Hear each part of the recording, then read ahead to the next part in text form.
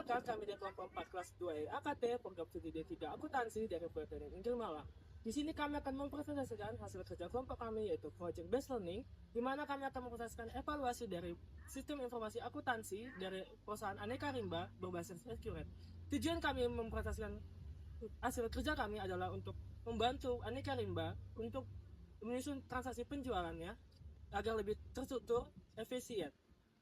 Halo, perkenalkan, saya Agista Nurulia Aziza.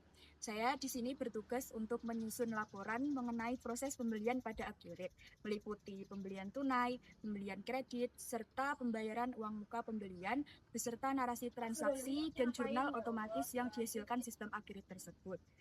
Selain itu, saya juga bertanggung jawab membuat blueprint pada bulan Januari agar alur transaksi yang dihasilkan pada perusahaan tersebut tersusun secara jelas dan sistematis. Saya juga mengerjakan bagian implementasi Accurate sesuai dengan data dan proses perusahaan, serta saya juga melakukan pembuatan transaksi dan penyusunan kartu stok untuk memantau persediaan barang pada Accurate tersebut. Halo, perkenalkan nama saya Anna Emawara Putri Absanika. Di sini saya bertanggung jawab mengenai laporan PBL bab 4, terutama pada proses produksi dan implementasi modul produksi pada sistem Accurate, khususnya pada alur transaksi minggu kedua pada bulan Februari. Untuk tugas saya sendiri yaitu penjelasan alur produksi, pencatatan bahan baku, biaya produksi, work in process, serta jurnal otomatis yang akan dihasilkan pada sistem Accurate. Serta saya juga bertanggung jawab atas pembuatan blueprint alur transaksi yang berisi alur transaksi perusahaan yang bermulai dari pembelian bahan baku, proses produksi, serta penjualan produk jadi agar sesuai dengan prosedur perusahaan. Selain itu, saya juga bertanggung jawab untuk membuat transaksi selama 2 bulan dan pencatatan kartu stok OPNAP untuk memantau masuk dan keluarnya persediaan barang pada sistem Accurate. Halo, perkenalkan nama saya David Letu Silaban. Di sini saya bertanggung jawab dalam mengerjakan transaksi pertama bulan Februari. Serta di dalam laporan saya bertanggung jawab mengerjakan bab 2 yaitu memasukkan flowchart ke dalam laporan dan membuat narasi flowchart dan dalam pembentukan BOM atau alur biaya. Dan di bab 4 saya bertanggung jawab dalam pembentukan penjualan secara kredit, purchase invoice, purchase order, serta dalam blueprint saya bertanggung jawab mengerjakan transaksi minggu kedua bulan Januari sesuai dengan data perusahaan agar terlihat jelas dan sistematis. Perkenalkan, nama saya Erik. Saya bertanggung jawab atas transaksi Accurate pada minggu ketiga bulan Januari sesuai dengan data dan alur perusahaan. Lalu pada penyusunan laporan, saya mengerjakan pada bab 1 bagian manfaat proyek dan juga bab 4 bagian penjualan uang muka. Saya juga bertanggung jawab mengerjakan blueprint transaksi untuk periode bulan Januari agar transaksi perusahaan itu jelas dan sistematis. Halo, perkenalkan nama saya Ernanda Fitriani, saya nomor absen 8. Di sini saya bertanggung jawab dan lebih fokus pada bagian Accurate-nya, mulai dari pembuatan database awal, kemudian import data, dan juga perhitungan seluruh biaya standar produksi, dan juga alokasi biaya produksi mulai dari bulan Januari sampai dengan bulan Februari. Saya juga mengerjakan transaksi pada bulan Februari di minggu pertama dan juga kedua, serta di minggu keempat pada bulan Februari dibantu oleh Najla Dipani. Saya juga ikut serta dalam pembuatan flowchart pada flowchart real time dan juga flowchart penggunaan Accurate, di mana kita bisa memahami alur sistem dan juga kinerja perusahaan secara terstruktur dan juga jelas. Kemudian saya juga ikut serta dalam penyusunan laporan PBL pada bab 5 yang berfokus pada akuntansi manajemen dan juga penyusunan blueprint yang berfokus pada bagian proses langkah-langkah penggunaan Accurate mulai dari setup awal perusahaan, kemudian import data, dan juga proses mengatur bagian produksinya. Hai, perkenalkan nama saya Najla Dipani, nomor absen 14. Jadi di sini saya ikut serta mengerjakan PBL. Di dalam laporan saya mengerjakan dari bab 1, bab 2, bab 3, dan bab 4. Di bab 4 saya khususnya dalam profil, struktur, dan lain-lain. Bab 2 dan bab 3. Di bab 3 saya khususnya mengerjakan setup preferensi perusahaan. Lalu di bab 4 saya khususnya mengerjakan di alur pembelian dan penjualan. Dari mulai jurnal, dampak, dan penjelasan, lalu merapikan gambar-gambar yang di screenshot. di blueprint saya mengerjakan alur transaksi pada bulan Februari untuk memudahkan alur dan sistematis. Lalu di Accurate saya ikut serta membantu di minggu ketiga dan keempat pada bulan Februari, dan di dalam minggu ketiga dan keempat ini juga ada proses dari penjualan, pembelian, dan produksi. Lalu saya juga ikut serta mengerjakan membuat transaksi dan kartu stok untuk membantu persediaan barang perusahaan. Jadi dalam proyek bus learning ini kami menggunakan aneka rimba sebagai objek penelitian. Usaha ini merupakan usaha yang bergerak di bidang manufaktur yang berlokasi di Kedung Kandang, Kota Malang. Usaha ini memproduksi plywood yang banyak digunakan oleh kontraktor maupun usaha furnitur. Kami memilih aneka rimba ini karena usaha ini sudah sesuai dengan kriteria perusahaan manufaktur yang memiliki proses produksi cukup lengkap dan terstruktur. Dalam kegiatan produksinya terdapat 2 departemen utama, yaitu yang pertama Departemen Pemotongan dan Resin serta Departemen Penyelesaian dan Finishing. Selain itu, transaksi dan data yang dimiliki cukup kompleks sehingga cocok digunakan sebagai objek untuk pelaksanaan PBL ini, terutama khususnya untuk perancangan dan evaluasi sistem informasi akuntansi berbasis Accurate. Pada bagian ini, saya menjelaskan alur sistem penjualan yang dirancang untuk memastikan transaksi penjualan, penerimaan kas, dan pengeluaran persediaan tercatat secara akurat. Proses dimulai ketika pelanggan melakukan pesanan kepada perusahaan. Pesanan tersebut diterima dan dicatat oleh bagian admin sebagai dasar nota penjualan. Dokumen ini berfungsi sebagai bukti transaksi sekaligus perintah bagi bagian toko untuk menyiapkan barang yang dipesan. Setelah menerima informasi pesanan, bagian toko menyiapkan barang sesuai dengan jumlah dan spesifikasi yang tercantum dalam nota penjualan. Barang kemudian dikirim kepada pelanggan dengan melampirkan nota penjualan sebagai dokumen pendukung penerimaan barang. Pada saat yang sama, bagian toko melakukan pencatatan mutasi persediaan untuk mengurangi jumlah barang yang keluar dari gudang. Pencatatan ini memperbarui kartu persediaan sehingga saldo persediaan selalu sesuai dengan kondisi visi barang. Setelah barang diterima, pelanggan melakukan pembayaran kepada perusahaan. Pembayaran tersebut diterima dan diverifikasi oleh bagian admin. Setelah pembayaran dipastikan diterima, admin menerbitkan nota penjualan lunas sebagai bukti bahwa kewajiban pelanggan telah diselesaikan dan transaksi dinyatakan selesai.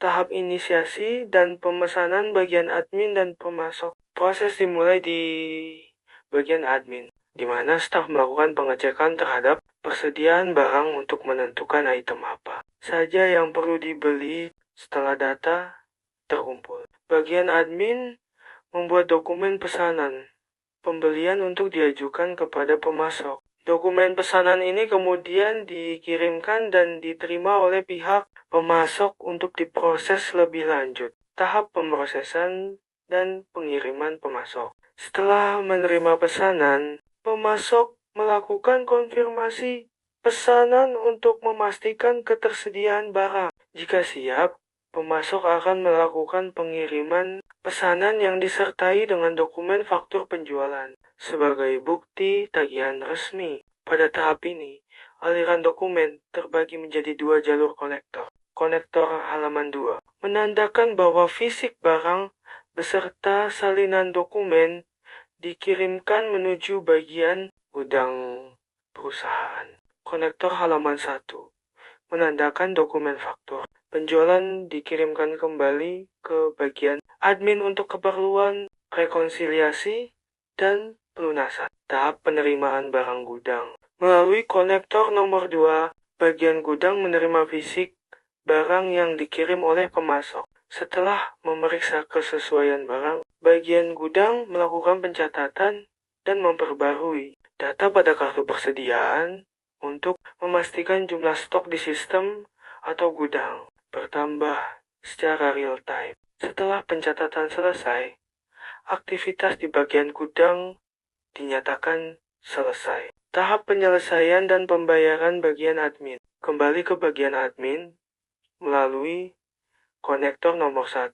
Admin menerima dokumen faktur penjualan yang dikirim oleh pemasok. Dokumen ini menjadi dasar bagi admin untuk melakukan proses pembayaran. Setelah pembayaran berhasil diproses dan divalidasi, dokumen tersebut diarsipkan secara permanen berdasarkan urutan tanggal atau urutan tertentu. Disimbolkan dengan segitiga tinggi teratur, tanda bahwa seluruh rangkaian transaksi pembelian telah selesai. Tahap persiapan dan pengeluaran bahan gudang. Aktivitas dimulai di bagian gudang, di mana petugas melakukan persiapan bahan-bahan produksi yang diperlukan untuk manufaktur. Setelah siap, dilakukan proses pengambilan bahan produksi untuk diserahkan ke lini perakitan. Secara simultan, gudang melakukan pencatatan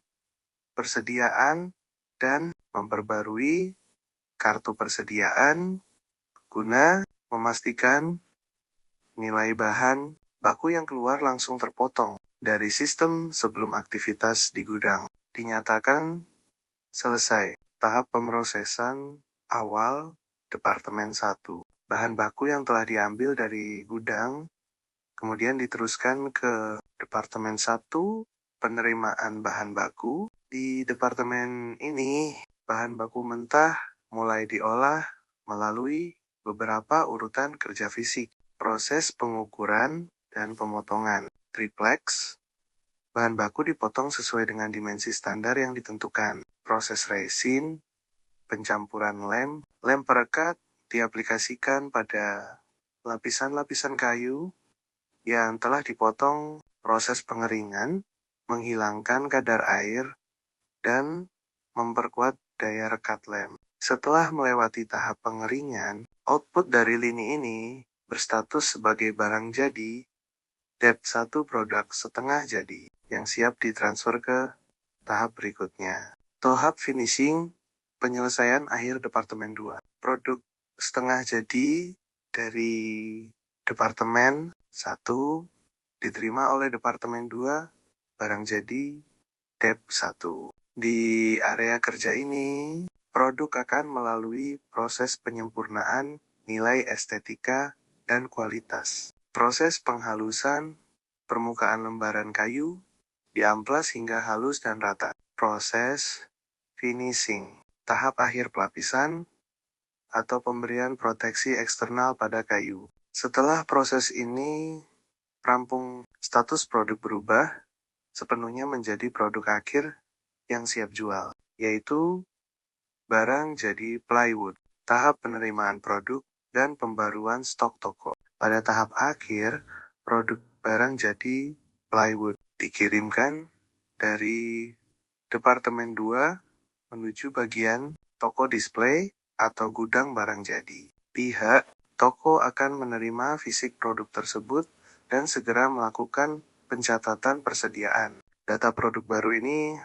langsung diinput ke dalam kartu persediaan barang jadi agar jumlah stok siap jual terbarui secara real time. Dengan tersimpannya data tersebut, seluruh rangkaian siklus produksi selesai. Selanjutnya kami akan menampilkan beberapa dokumentasi selama proses pengerjaan laporan PBL ini. Di dokumentasi ini sendiri berisi kegiatan kami yang bermulai dari observasi dan wawancara, pengumpulan data, pengolahan data, proses implementasi sistem informasi akuntansi yang berbasis Equil pada usaha aneka rimba, proses pembuatan laporan PBL dan blueprint, dan yang terakhir yaitu proses pembuatan video PBL. Di sini saya akan menunjukkan database awal yang sudah kami buat dan juga akan kami gunakan untuk import data sebagai bahan dasar untuk implementasi transaksi pada Accurate. Nah, yang pertama itu ada COA atau chart of account. Nah, di sini chart of account yang akan kita gunakan untuk proses pada implementasi Accurate ini ada beberapa poin penting. Nah, yang pertama itu ada pada akun persediaan kita bisa menjadi beberapa bagian guna untuk memudahkan dalam pencatatan proses produksi, yaitu ada seperti persediaan bahan baku, persediaan bahan penolong, persediaan barang jadi, barang dalam proses, dan juga barang dalam proses transit.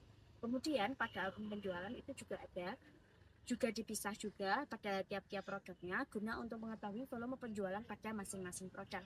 Nah, selanjutnya pada akun biaya yang terkait dengan proses produksi juga kami pisah guna untuk memudahkan dalam alokasi biaya produksi seperti biaya bahan baku, biaya tenaga kerja langsung, BOP, dan lain-lain guna untuk memudahkan dalam alokasi biaya produksi pada masing-masing departemen. Nah, yang kedua itu adalah daftar pemasok. Nah, daftar pemasok itu adalah daftar yang atau pemasok yang kita biasa gunakan untuk mensuplai persediaan untuk kelangsungan usaha dan juga daftar utang yang kami miliki. Selanjutnya ada daftar pelanggan. Nah, pada daftar pelanggan ini adalah daftar pelanggan yang biasa membeli ke Aneka Rimba disertai dengan saldo piutangnya. Nah, yang selanjutnya ada daftar barang. Nah, pada daftar barang ini adalah barang-barang atau persediaan-persediaan yang biasa digunakan oleh Aneka Rimba untuk proses produksi dan juga kelanjutan kelangsungan usaha, disertai dengan harga-harganya, kemudian kuantitasnya, serta akun-akun terkaitnya. Selanjutnya ada daftar aset tetap. Nah, pada daftar aset tetap ini adalah aset-aset yang dimiliki oleh Aneka Rimba yang biasa digunakan untuk operasional perusahaan dan lain-lain, disertai dengan harga perolehannya, kapan perolehannya, dan juga metode penyusutannya. Kemudian ada standar harga produksi. Nah, pada standar harga produksi ini ada daftar barang-barang keseluruhan dan juga biaya-biaya keseluruhan yang biasa digunakan untuk proses produksi disertai dengan harga standarnya.